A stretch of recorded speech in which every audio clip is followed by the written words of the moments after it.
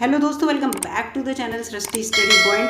और यहाँ पर ये एसएससी का आपको वेबसाइट दिख रही है। जी हाँ, एसएससी ने वैकेंसी निकाली है स्टेनोग्राफर की, और ये उन लोगों के लिए गुड न्यूज़ है जो 12th पास हैं। ठीक है, ये उन सब के लिए वैकेंसी आई है और वैकेंसी बहुत सारी हैं। इनके बारे में पूरी आपको जानकारी आज मैं इस वीडियो में दूंगी कि कितनी वैकेंसी है, क्या आपकी शैक्षिक योग्यता चाहिए, पेपर कैसा होगा, कितने क्वेश्चन आएंगे, कितनी देर में करने हैं और कट ऑफ कितने नंबर पर बनेगी, इन सब के बारे में डिटेल में जानकारी दूंगी आपको। वीडियो में बने रहिएगा। वीडियो अच्छी लगे तो लाइक कीजिएगा दोस्तों, और चैनल पर नए हो तो सब्सक्राइब भी कर लीजिएगा और अपने दोस्तों में शेयर भी कर दीजिएगा।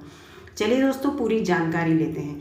ये देखिए एसएससी के ये पूरा नोटिस यहाँ पर है। स्टेनोग्राफर की देखिए वैकेंसी है, ग्रेड सी और डी की है, ग्रेड सी और डी की है, पूरा यहाँ पे बताया गया है। और आपका जो फॉर्म भरने की डेट है वो शुरू हो चुकी है।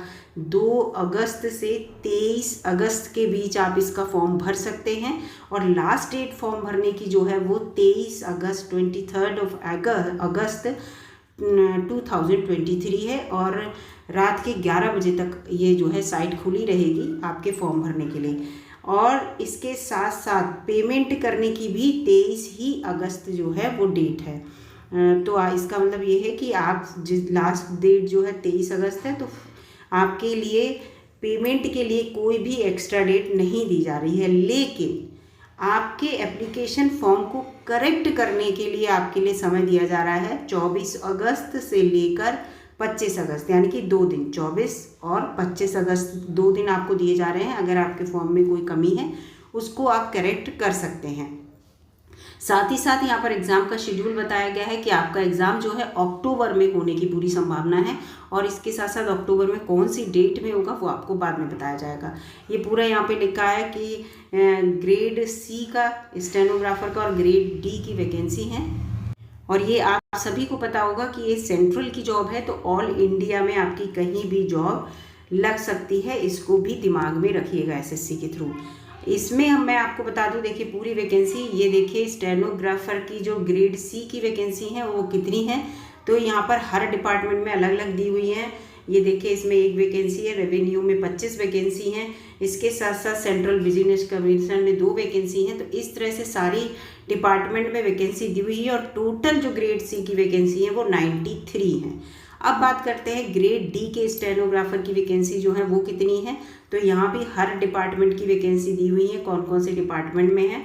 और इसके साथ यहाँ पर ये बहुत सारी वैकेंसी हैं ग्रेड डी में। ये है 1114 वैकेंसी, 1114 वैकेंसी आपको यहाँ पर दिख रही हैं।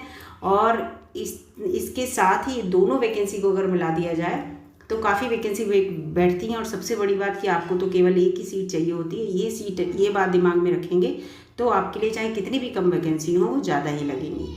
रिजर्वेशन जैसा कि ओबीसी, एससी और फिजिकली हैंडीकैप्ड इन सबको मिलता है, एसटी, तो वो सब रिजर्वेशन यहाँ पर मिलेगा। और इसके साथ साथ यहाँ पर देखिए मैं अब आपको ले चलती हूँ इसमें कौन कौन लोग फॉर्म भर सकते हैं। तो देखिए जिस पोस्ट पे ये लिखा है कि केवल मेल कैंडिडेट भर सकते हैं फॉर्म, तो मेल ही भरेंगे। जैसे कि बॉर्डर रोड ऑर्गेनाइजेशन में जो वैकेंसी होगी उसमें केवल मेल कैंडिडेट ही फॉर्म भर सकते हैं। और आपकी जो नेशनलिटी या सिटीजनशिप जो है वो उसे मिलेगी, या तो वो इंडिया का सिटीजन हो, नेपाल का हो, भूटान का हो, उसके साथ साथ ही Sri Lanka, Myanmar, East Africa, Pakistan, Kenya, Uganda, इन सब को लेकर है। तो अगर आपके पास नेशनलिटी जो है इंडिया की है इन सब के होने के बावजूद भी, तो आप इस फॉर्म को भर सकते हैं। एज लिमिट की यहाँ पर मैं बात कर लूँ तो जो ग्रेड सी का स्टेनो की वैकेंसी है उसमें 18 से 30 साल आपकी उम्र है होनी चाहिए, यानी कि, और ये जो उम्र आपकी काउंट होगी वो 1 अगस्त 2023 से काउंट होगी। और यहाँ पर पूरा लिखा है कि आपका जो जन्म है 2 अगस्त 1993 से पहले ना हुआ हो और 1 अगस्त 2005 के बाद ना हुआ हो। ठीक है, तो अगर इसके बीच आपका जन्म हुआ है तो आप ये फॉर्म भर सकते हैं। अगला है स्टेनोग्राफर ग्रेड डी के बारे में। तो यहाँ पर देखिए ग्रेड डी के बारे में पूरा दिया हुआ है। इसकी उम्र के बारे में भी दे रखा है कि 18 से 27 साल, उसकी 30 साल है, इसमें 3 साल कम है। और इसकी भी उम्र जो आपकी काउंट की जाएगी वो 1 अगस्त 2023 से काउंट की जाएगी। और इनके अकॉर्डिंग क्या है कि आप 2 अगस्त 1996 से पहले के न जन्मे हो और 1 अगस्त 2005 के बाद की आपकी डेट ऑफ बर्थ ना हो। अगर इस बीच में आपकी डेट ऑफ बर्थ है तो आप इस फॉर्म को भर सकते हैं। पूरा रिजर्वेशन लिखा है, रिजर्वेशन कितना किसे मिलेगा, यानी कि अगर मान लीजिए इसमें डी वो जो कैटेगरी वाले हैं ग्रेड डी में स्टेनो की, तो एससी में मान लीजिए 5 वर्ष की छूट है तो 27 साल और प्लस 5 अब आप लगा दीजिए तो 32 साल तक आप फॉर्म भर सकते हैं। ओबीसी को 3 साल है तो 30 साल तक फॉर्म भर सकता है। पीडब्ल्यूडी को 10 साल है तो 37 साल तक फॉर्म भर सकता है। पीडब्ल्यूडी मतलब अनरिजर्व का है और एससी एसटी वाले को तो 15 साल की छूट है तो 27 में 15 जोड़ लीजिएगा। तो इस तरह से आप जो है अपनी एज में रिलैक्सेशन अगर कैटेगरी में आते हैं तो आपको काफ़ी, अगर एज हो भी गई है तो भी आप फॉर्म भर सकते हैं। तो इस तरह से इसमें ये पूरा एज रिलैक्सेशन का दिया गया है। और इसके साथ साथ अब हम देखते हैं कि आपके लिए जो है एग्ज़ाम पैटर्न इसमें क्या होने वाला है। जो इम्पोर्टेंट चीज़ है वो मैं आपको यहाँ पे बता दूँगी और कितनी कट ऑफ पे जो है आप जो है इसकी कट ऑफ में बने रहेंगे ये भी है। तो पहले तो एसेंशियल क्वालिफिकेशन पहले ही बता चुकी हूँ कि 12th पास अगर आप हैं और उसके समकक्ष हैं, उसके समकक्ष दूसरी भी आप, बहुत से बच्चे डिग्री वो सर्टिफिकेट ले लेते हैं, डिग्री नहीं होती है 12th की, सर्टिफिकेट होता है। तो अगर सर्टिफिकेट आप ले लेते हैं तो भी आप इसके लिए एलिजिबल हैं। ओवरऑल ये है कि आप 12th पास होने चाहिए तब आप इस फॉर्म को भर सकते हैं। इसके साथ साथ आपका जो टाइपिंग स्किल है वो भी इसमें देखा जाएगा, टाइपिंग भी कंपलसरी है, इस चीज़ को दिमाग में भरिएगा। और आपके जो एग्ज़ामिनेशन के सेंटर हैं वो पूरी इंडिया में कहीं भी हो सकते हैं और सेंटर्स को आप बदलवा नहीं सकते। ये देखिए पूरे लिखे हुए हैं कौन कौन से सेंट्रल रीजन में, बिहार उत्तर प्रदेश में कहाँ कहाँ होगा, इसके साथ साथ ईस्टर्न रीजन में कहाँ कहाँ सेंटर होंगे, तो सारे ये सेंटर लिखे हुए हैं। ऑल इंडिया में कहीं भी आपका सेंटर हो सकता है। अब इसके साथ आपका जो एग्ज़ाम है वो किस पैटर्न में होगा, क्या होगा, ये इसमें लिखा हुआ है। सीबीटी एग्ज़ाम है, कंप्यूटर बेस्ड एग्ज़ाम है, यानी कि कंप्यूटर पे आपका पेपर आएगा, उसको आपको कंप्यूटर पे सॉल्व करना होगा। और 200 क्वेश्चन आएंगे, देखिए यहाँ पर आपको दिख रहे हैं। 50 होंगे आपके रीजनिंग के, 50 होंगे जीके के और 100 क्वेश्चन इंग्लिश के होंगे, इंग्लिश लैंग्वेज और कॉम्प्रीहेंशन के। तो आप समझ जाइए कि जिन बच्चों की इंग्लिश स्ट्रॉन्ग है वो बच्चे बाजी मार जाएंगे डेफिनेटली, मैं आपको बता दूँ। क्योंकि यहाँ पर इंग्लिश में आपको खुद ही दिख रहा है कि 100 नंबर जो हैं वो इंग्लिश में अकेले हैं और 100 क्वेश्चन कह लीजिए, नंबर कह लीजिए, और 100 क्वेश्चन रीजनिंग और जीके के हैं। और इसके साथ साथ जो बच्चे फिजिकली हैंडीकैप्ड हैं उन्हें 40 जो मिनट हैं वो ज़्यादा मिलेंगे। तो ये थोड़ा एग्ज़ाम जो है टफ़ तो डेफिनेटली होने वाला है, क्योंकि आप खुद ही सोचिए कि 120 मिनट में 200 क्वेश्चन करना तो स्पीड टेस्ट की तरह आपके लिए होगा और आपके लिए बहुत जो है अटेंटिव रहना होगा और बहुत आपने जो प्रैक्टिस कर रखी है तब आप इस पेपर को अच्छे से दे पाएंगे। क्योंकि इसमें माइनस मार्किंग भी है और आपको पता है कि अगस्त में फॉर्म भरा जा रहा है और अक्टूबर में एग्ज़ाम है, यानी कि आपके पास केवल 2 महीने हैं। 2 महीने में अच्छी प्रिपरेशन करनी है। माइनस मार्किंग 1/3 की, यानी कि 3 क्वेश्चन अगर आपके गलत होंगे तो 1 क्वेश्चन सही आपका यहाँ पे कट जाएगा। तो ये चीज़ भी है।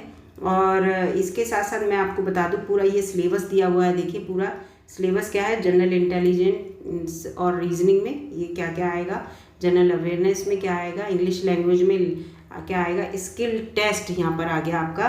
तो आपका समझ लीजिए ये जो है 10 मिनट के लिए आपको कोई भी चीज़ पैराग्राफ जो है डिक्टेट करेंगे इंग्लिश में या हिंदी में, ठीक है।